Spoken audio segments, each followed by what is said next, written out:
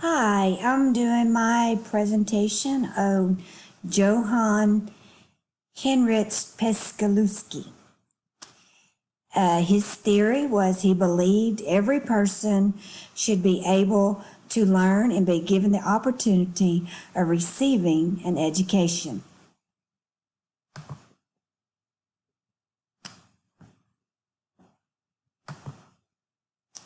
His life, he was born on January the 12th in 1746 in Switzerland. He passed away on February the 17th, 1827. He was a son of Johann Baptist Paluski, a middle-class Protestant physician, and his mother's name was Susanna. His education was at Kerlum, Zurich. I'm hoping I pronounced that correctly. He wrote a series of reflections. His spouse or wife's name was Anna. She was a daughter of an upper middle class family. They had one child together. Her name was Jean. He was known best for being a father of modern education, which is every child should receive an education. He studied teaching and elementary education.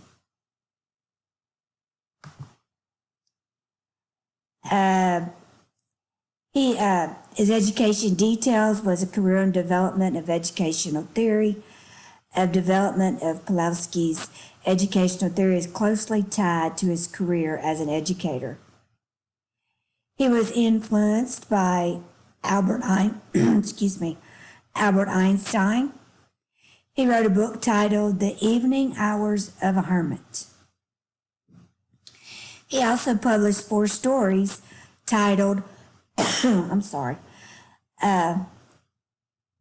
Leonard and Gertrude.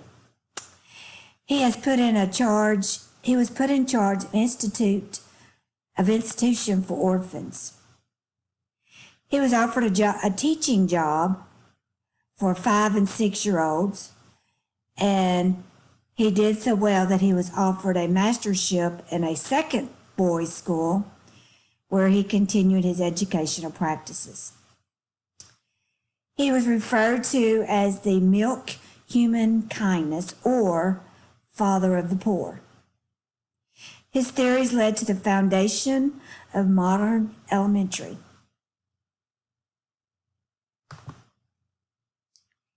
His first experience with education began on a farm. During his journey or his path, he was a clergyman, he was a politician, he was a farmer before his focus on education reform. Then he began the literacy world. Later, he created a school. Some of his methods in his works were the Pawlowski method in 1800, how Gertrude teaches her children in 1808, which was a work that exalts the educational role of mothers. Also, the ABC of sense perception in 1803.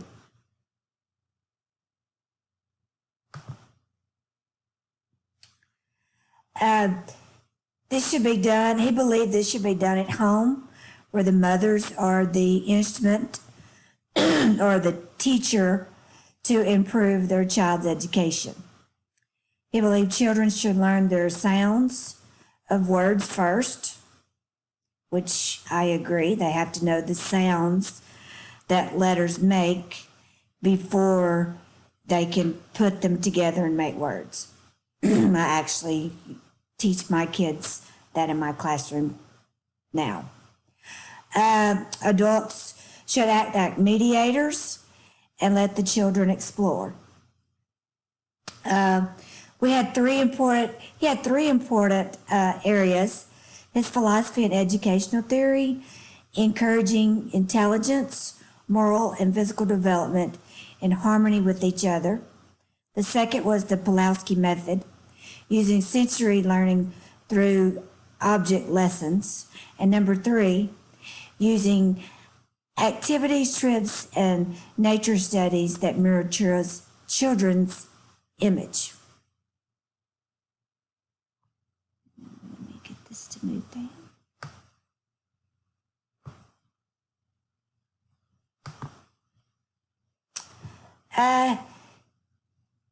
Helping peasant children became his focus. His first school was for poor peasant children, known as Niehof. I don't know if I pronounced that correctly, Niehof. The children were receiving education through their own work. It later failed, and then he developed the Pulaski method.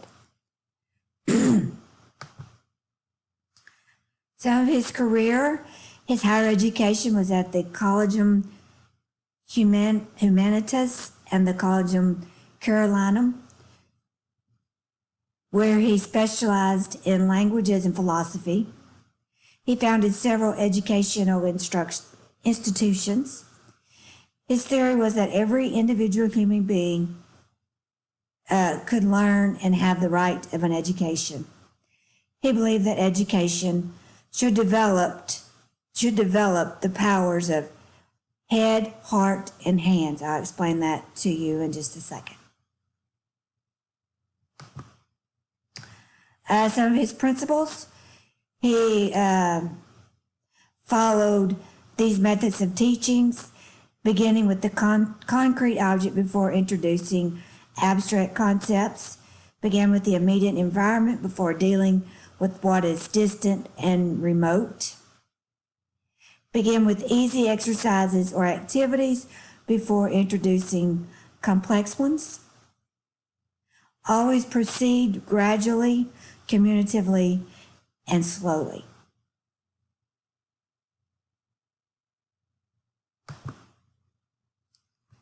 The educational pioneers that influenced him. The educational idea that influenced was Razu, who developed the educational method based on natural world and the senses. His view on education was what is natural for children, made Pulaski curious to find out. So that's why he was influenced by him. What he believed Pulaski was, he was curious to find out.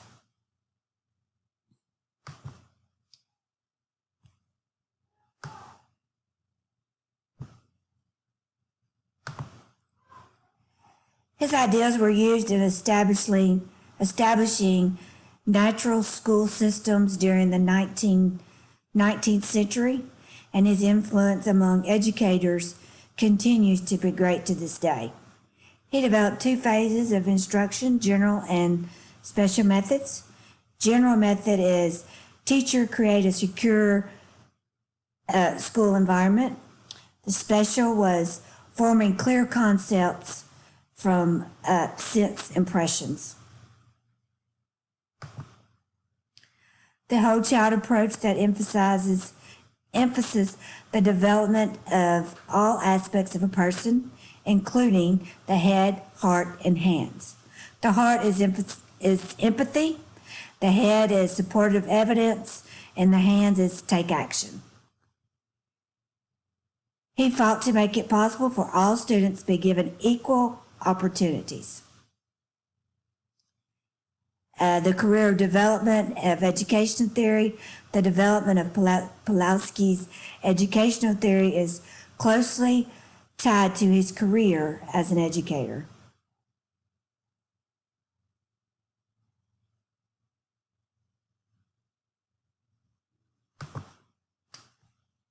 These are my references, where I got my material that I just went over with y'all.